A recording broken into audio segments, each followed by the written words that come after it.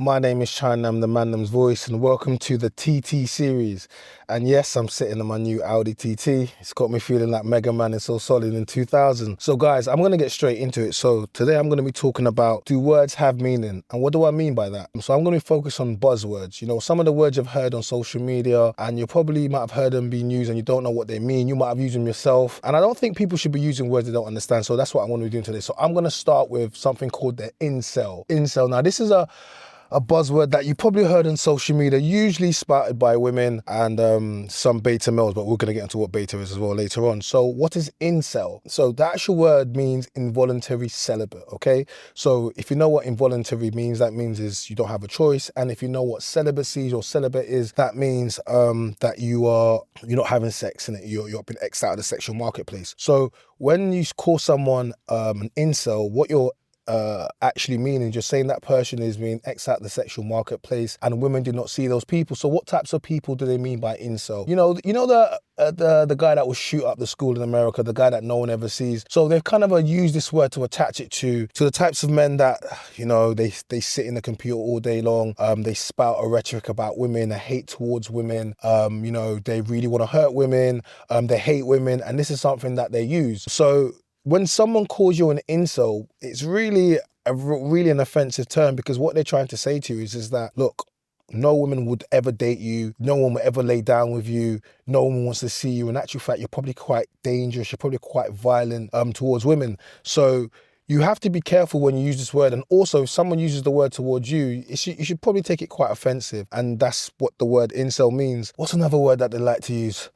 Okay, misogyny. Oh, you must have heard this word. Like, this word gets thrown around so much on social media. So what is misogyny? When someone says to you, you're misogynist or that is misogyny, the first thing you need to do is ask them, what is misogyny? All you're going to hear is crickets. Literally, all you're going to hear is crickets, because they don't really know what misogyny is. But misogyny really is the disdain and the hate towards women, okay?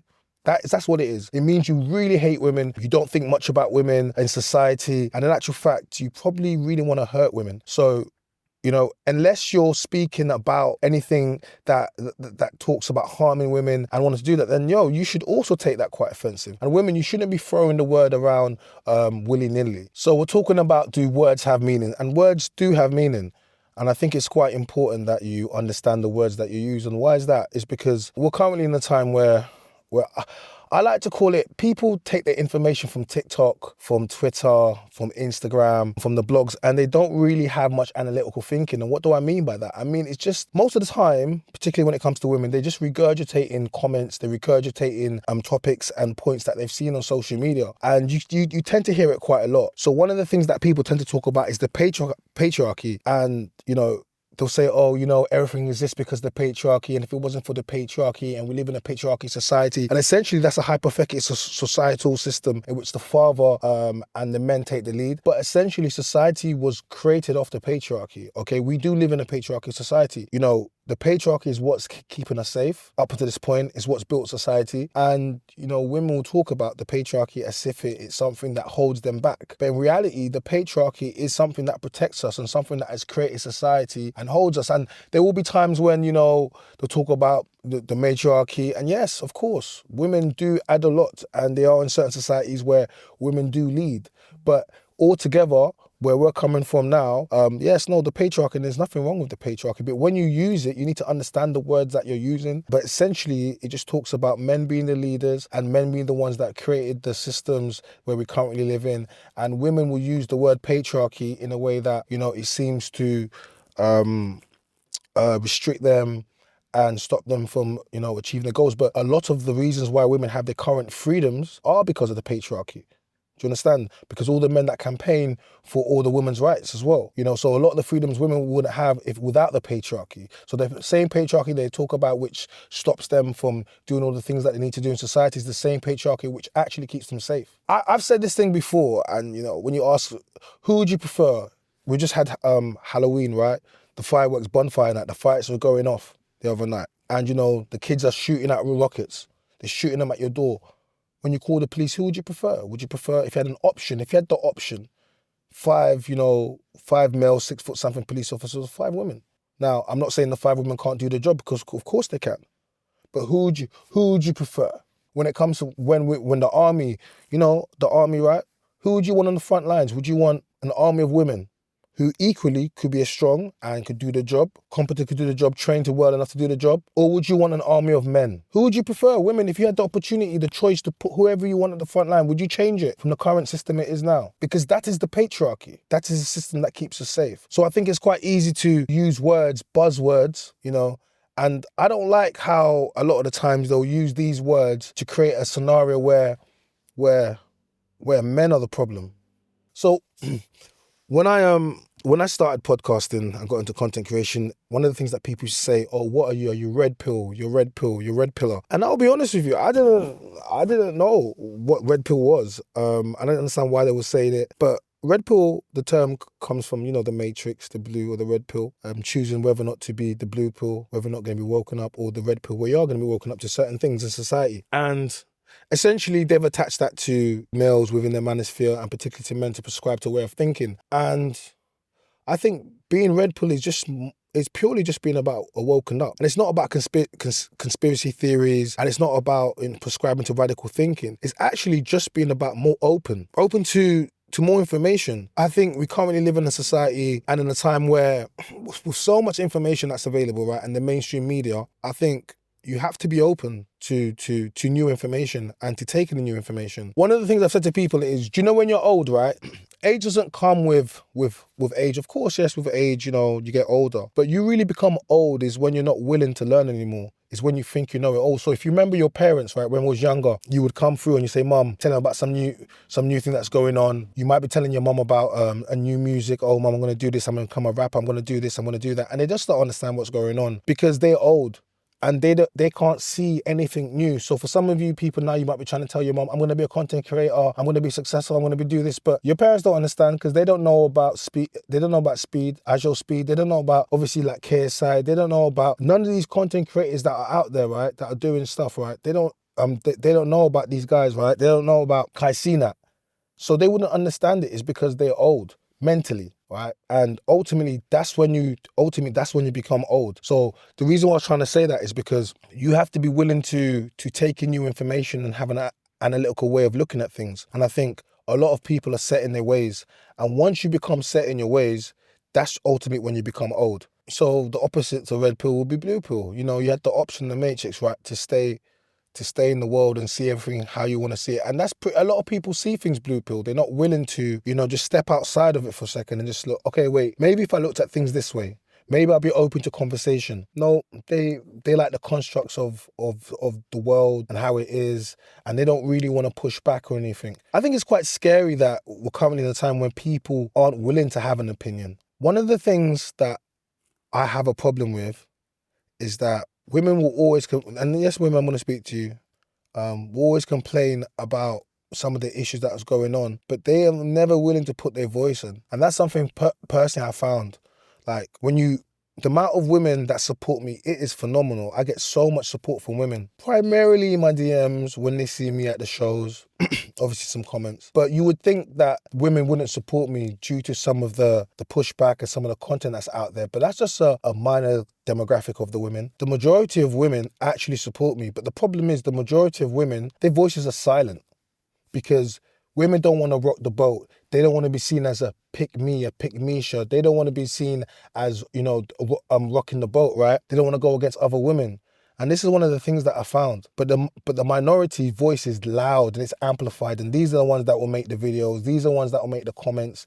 These are the ones that will push a narrative. So what starts to happen is the voices of the minority actually start to become the majority, even though they're not a majority, just because the majority keeps quiet. So now you have a minority amount of women whose voices are amplified and they're speaking for the majority, but they don't actually agree. And that's one of the problems. Oh, here's another one. Alpha male. Oh, I'm an alpha male. He's an alpha male. What is an alpha male? First of all, I'm going to say, listen, if you ever hear a man talking about he's an alpha male, yeah, he's not an alpha male. Like, man, if you have to say it, I don't think you're an alpha male. That's real. Like, if you're an alpha male, what is an alpha male? You would know you're alpha male. But if you've got to start going around and saying I'm an alpha, I don't really think that you're an alpha. What is an alpha male? They take that from, from the wild, right? From animals, the alpha, the leader of the pack, the leader of the group.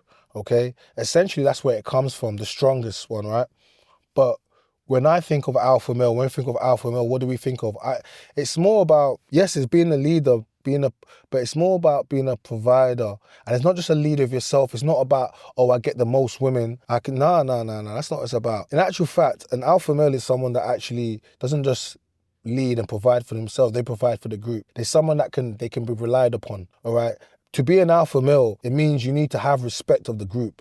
And in order to have the respect of the group, you have to be somebody. You have to be leader. You don't just become respected by the group because you're the baddest man. Yes, in some communities, yes. Ultimately, that's not necessarily alpha, is it? Well, yes, it isn't to some extent. But what are we talking about? Are we talking about physicality? But yes, you could be stronger by one man, right? But if you're not out there providing and making money for your family, then how can you be an alpha? Yes, you could be the strongest one in your group. You could push the most weights, right? Yeah, you could be in the gym, you could be the best boxer. But ultimately, if your family are out there starving and hungry and your missus, then how can you be an alpha? You're strong, yes, of course, physicality, yes, but your family is not being looked after. How can you be alpha? If another man is not as strong as you, but yet the bills are paid, his missus is living a good life, his kids are doing well, that makes him alpha.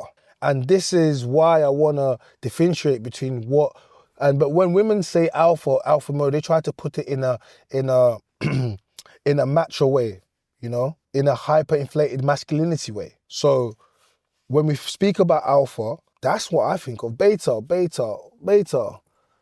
male. One of the things they're going to say is, well, listen, I don't prescribe to some of these, he's a beta, whatever. I recognize characteristics in people, but I don't necessarily have to put words onto it. But I understand if we're going to describe people, we call someone a beta, then we're going to say that guy is, he's a subservient person to an alpha. He's not a leader of a group. They're more docile. They're willing to, they're willing to be led. Women tend to say women will talk about, they want a man to listen to them. They want a man to be emotionally ready. They want a man that can cry to them. These are the beta males. Alpha males will not be crying to you. It's not an alpha thing to do. It's not. See, the problem with buzzwords, right, and throwing them around is that people throw them around and don't understand what they mean. And they also take words that actually have meaning and they corrupt them. What do I mean by that? For example, the phrase toxic masculinity. I hate this one. And the reason why I hate this one is because you're attaching toxicity to masculinity, and nothing about being masculine is toxic, okay?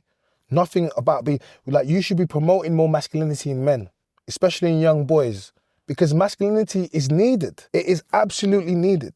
So the phrase toxic masculinity, it attaches the fact that being masculine can be toxic. Imagine me saying toxic femininity. Yes, there are some toxic women and some toxic feminists, but nothing about being nothing about being feminine is toxic. Nothing. And what they seek to do, they seek to take men that are confident, men that are, they have a position, men that are strong, they want to go to the gym, men that want to look after themselves, men that have a standard and a preference for themselves that they don't drop, and they want to align this and call it toxic. So, for example, if you've said something like myself where, you didn't want to date a single mother or something like that, then they would say that's toxic masculinity. But another person would just argue and say that's just a preference, a standard I have for myself, and there's nothing wrong with that. You have to be very careful, and especially gents. The reason why I'm saying this is because I want you to be aware of some of the phrases that are thrown out, and women also, I want you to be aware of some of the things that you throw about and why you shouldn't throw about them just willy-nilly. Listen, if I hear it's given this, it's given that, I don't want to hear this. Listen, I'm sorry. The moment I hear it's given then I know that your brain has been polluted by the comment section. Your brain has been overloaded by the comment section. You need to get out of the comment section, guys. You need to read, all right? Okay? You need to get out in the real life, and you need to get out of the comment section, because some of the comment section has completely fried your brain. And when you have conversations with people, you literally speak like you're robots. You just regurgitate phrases, talking points that have already been posted on comments by other people who regurgitated the same talking point, and there's no original thinking, no analytical thinking, and this is why I'm here. And this is why the TT series is here. So guys, please make sure you like the video, you subscribe to the channel, drop some comments as well, and let us know what else you want to be seeing on the TT series. My name is China, I'm the Man Them's Voice.